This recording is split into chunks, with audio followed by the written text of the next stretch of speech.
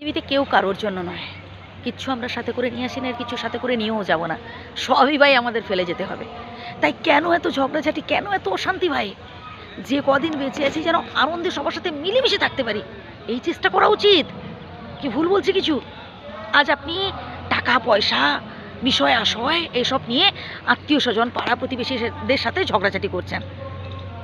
কার জন্য আগলে রাখছেন? আপনার সন্তানের জন্য। ভাই একটা সময় হয়তো দেখবেন আপনার সন্তানই আপনাকে ভোগ করতে দিচ্ছে না, আপনার সন্তান আপনাকে ঘর থেকে বের করে দিচ্ছে বৃদ্ধ বয়সে। আপনার স্থান হচ্ছে হয়তো কোনো বৃদ্ধাশ্রমে, বা হয়তো এই বিশাল বিল্ডিংয়ের কোনো এক চিলেকোঠায়। এরকমটা তো হচ্ছে।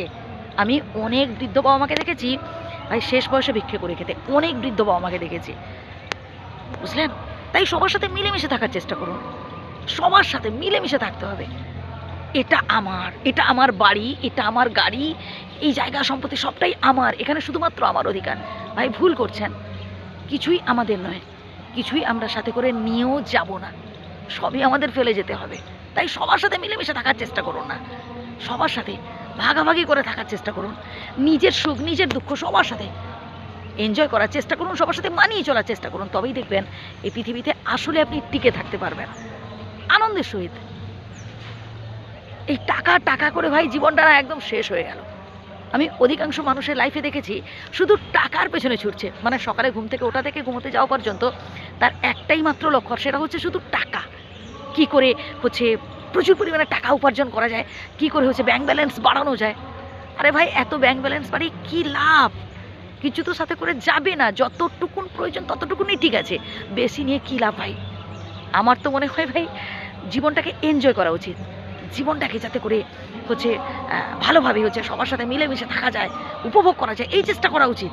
কি ভুল বলছে কিছু? আর প্রকৃতির সাথে মেশার চেষ্টা করুন। প্রকৃতির সাথে মিশলে না দেখবেন মন ভালো থাকে, আর মন ভালো থাকলে না শরীর ভালো থাকে, আর মন শরীর ভালো থাকলে সব কিছুই বিন্দাস লাগে, সব কিছুই ভালো লাগবে। তাই সবসময় হচ্ছে মনটাকে ফুর্তিতে রাখার চেষ্টা করবেন। মাঝে মধ্যে একটু প্রকৃতির সাথে মেশুন। আপনার যেখানে যেতে ভালো লাগে যান না, হচ্ছে আপনি হচ্ছে মন্দিরে যেতে পারেন, মসজিদে যেতে পারেন, আপনি গির্জায় যেতে পারেন, আপনার যেখানে যেতে ভালো লাগে যান। মনটাকে একটু পবিত্র করার চেষ্টা করুন, ভালো রাখার চেষ্টা করুন, একটু ফুর্তিতে থাকার চেষ্টা করুন।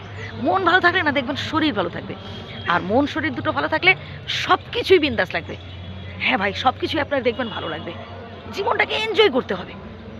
সবসময় শুধু টাকা পয়সা বাড়ি গাড়ি এর পিছনে ছুটে কোনো লাভ নেই। সময়টাকে সঠিক কাজে লাগাবার চেষ্টা করুন।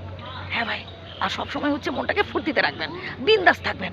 বয়স একটা সংখ্যা মাত্র, মনটাই হচ্ছে আসল কথা। এই মনটাকে না যত বেশি আপনি ইয়াং রাখবেন তত বেশি আপনি আসলেই যুবক থাকতে পারবেন। 50, 60, 70, 80 ভাই যাই হোক না কেন বয়স, মনটাই হচ্ছে আসল কথা, বুঝলেন?